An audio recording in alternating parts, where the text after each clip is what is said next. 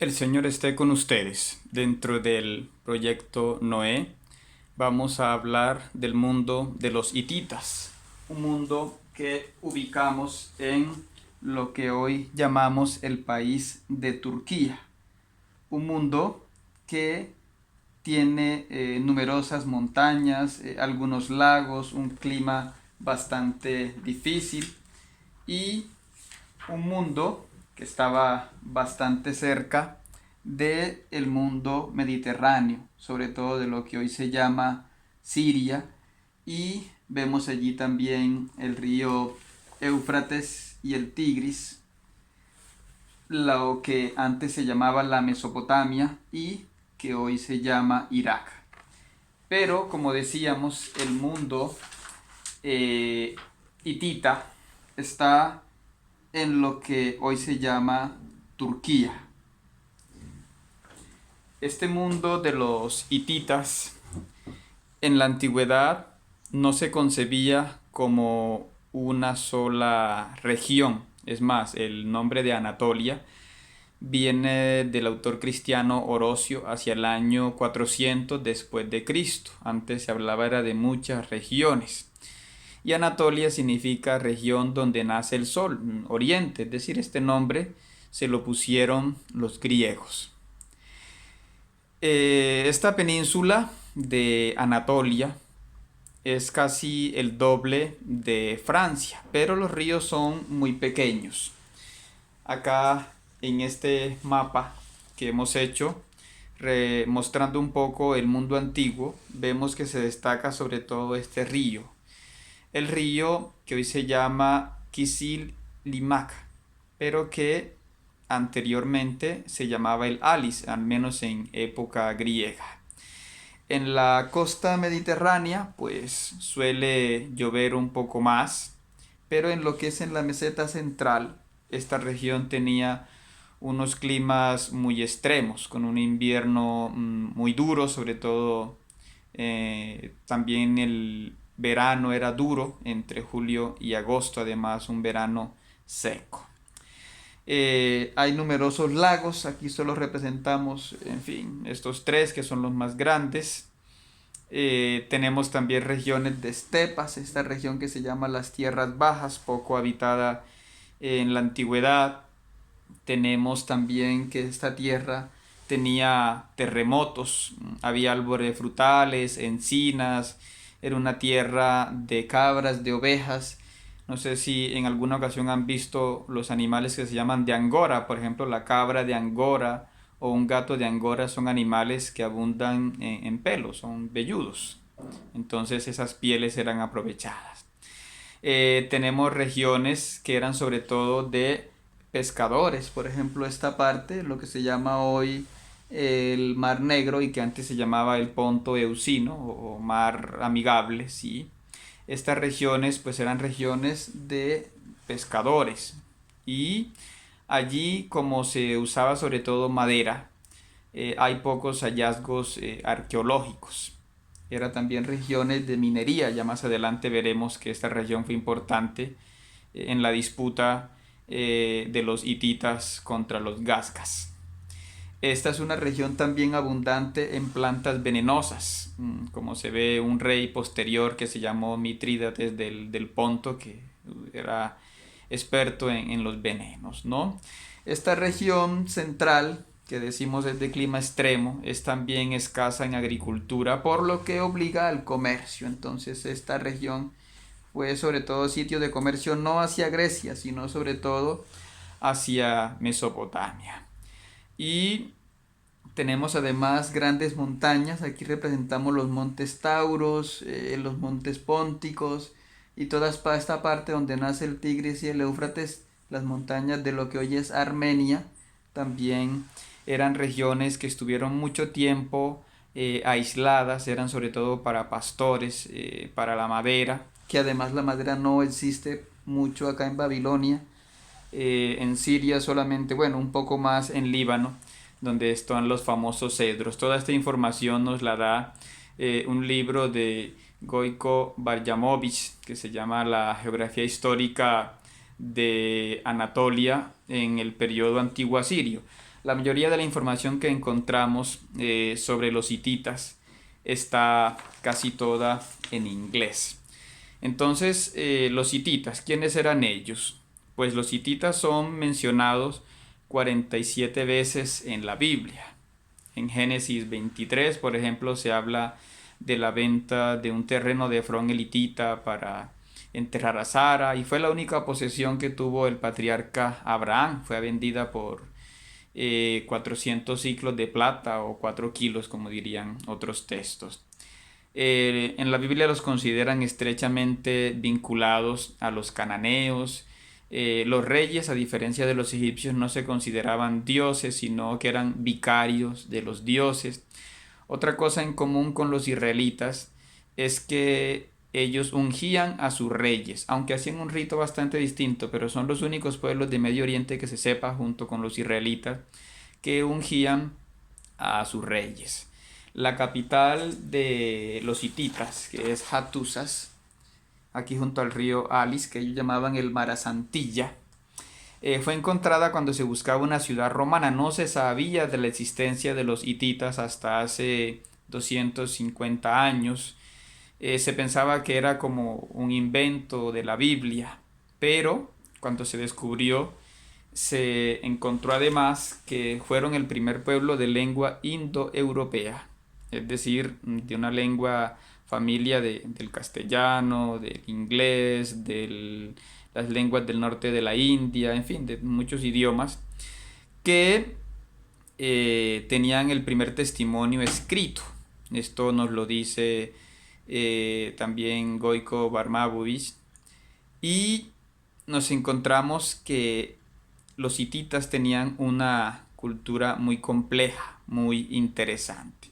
¿Cómo podemos caracterizar a los hititas? Bueno, vamos a basarnos en este cuadro que siempre tenemos para identificar a la antropología de los pueblos, comparándola con los israelitas. Entonces tenemos que el mundo hitita y lubita, vamos a llamar estos dos nombres porque los hititas vivían con otro pueblo que eran los lubitas y también los palaitas, ya diremos un poco más sobre ellos. Eran pueblos que compartían características en común. Eran pueblos que hablaban del Handatar, o justicia divina, providencia, orden establecido. También hablaban del Daarash, o justicia. Hablaban del Utaru Dananza, que significa la palabra. Y hablaban del Memishkimi, que es el hablar. El Memai, que es el decir. Memai es una palabra que se parece a Mennesai en griego, que significa recordar, ¿no? Cuando uno dice tengo amnesia, es porque no recuerda. Algunas palabras que encontramos en el hitita no nos suenan, pero si empezamos a mirar, a compararla con otros idiomas, decimos, ah, caramba, esta palabra se parece al griego o incluso al inglés. Por ejemplo, en hitita agua se dice water y en inglés es water, ¿sí? Entonces son algunas de las cosas que sorprendieron a los estudiosos, repito, que desconocían este pueblo.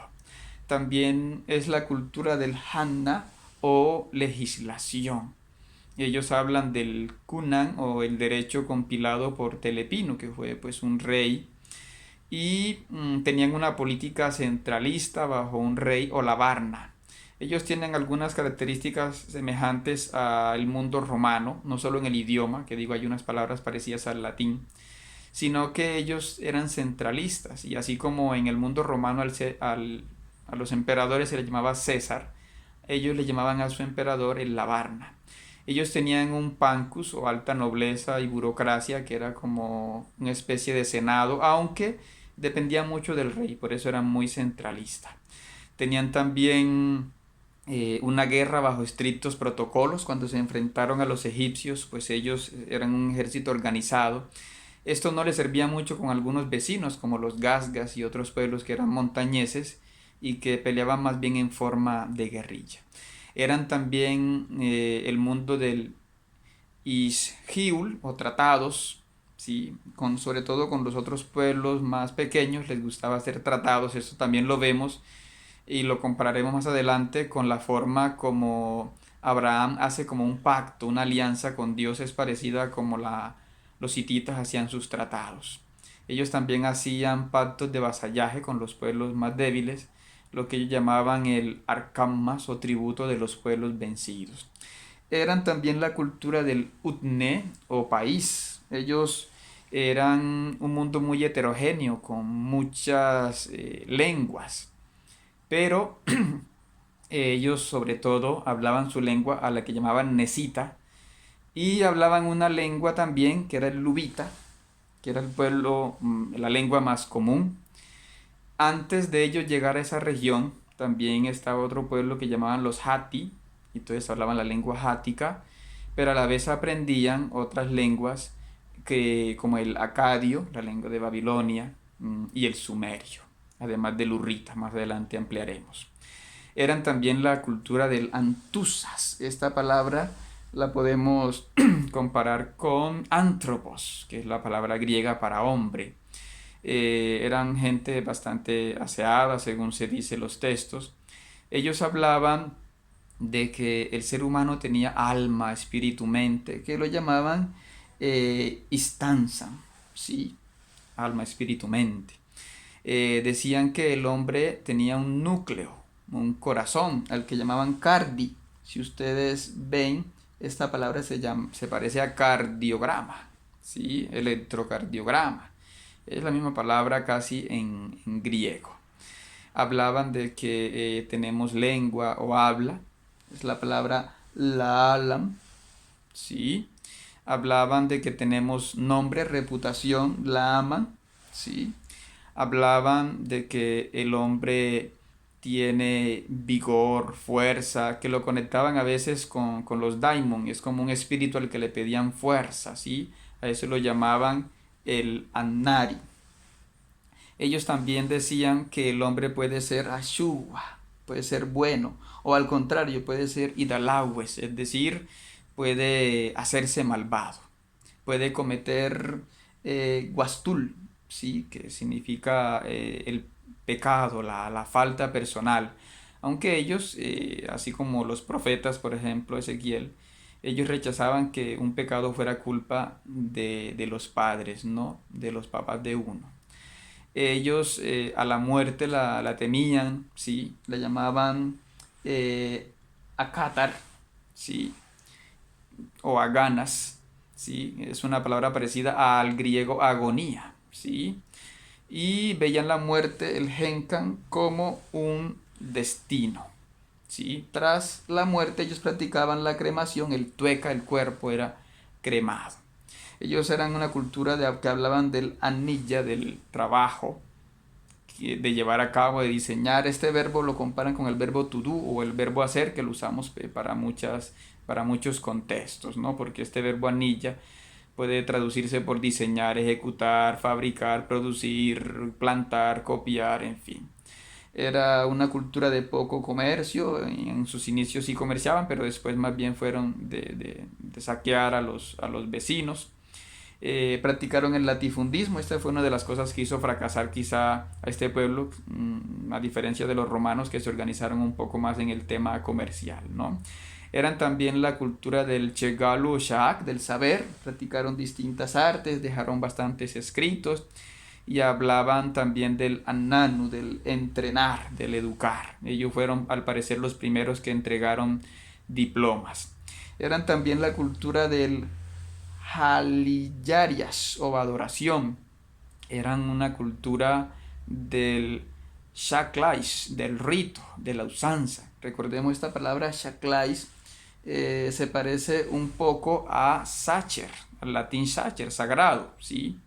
Eran de una cultura politeísta, tomaron dioses de distintos pueblos, los asimilaban. Tenían los sankuni o sacerdotes, que eran menos autónomos que en Babilonia y Egipto. Tenían rituales como el Aniyawarant, ¿sí? Que era visto como un trabajo. Tenían algunas ciudades santas, en fin, como Nerik.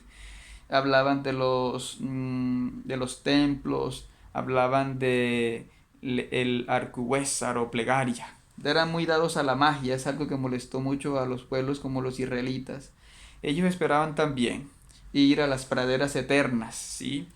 Esto de las praderas eternas lo podemos comparar con los campos elíseos de los que hablan los griegos, ¿no? A eso lo llaman ellos el Belúa, ¿sí? En distintos pueblos, más adelante emplearemos también esto de las primaveras eternas. Y el tiempo lo concebían como un tiempo cíclico, en muchas culturas le llamaban Mehur o Mehunash, y tenían la fiesta del Año Nuevo, el Witan Newa. Vemos que este nombre Newa se parece un poco a nuestra palabra en inglés, New.